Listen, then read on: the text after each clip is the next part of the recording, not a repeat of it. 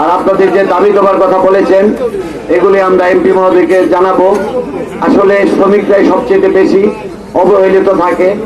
আজকের এই দিনের আন্দোলন হয়েছিল শ্রমিকের অধিকার নিয়ে। সেই আন্দোলন পৃথিবী যতদিন থাকবে ততদিন শ্রমিকের আন্দোলন অব্যাহত থাকবে। কোনো সময় শ্রমিক আন্দোলনের বাইরে থাকবে না। এই প্রত্যাশা রেখে আজকের এই মে দিবস সফল হোক, সার্থক হোক।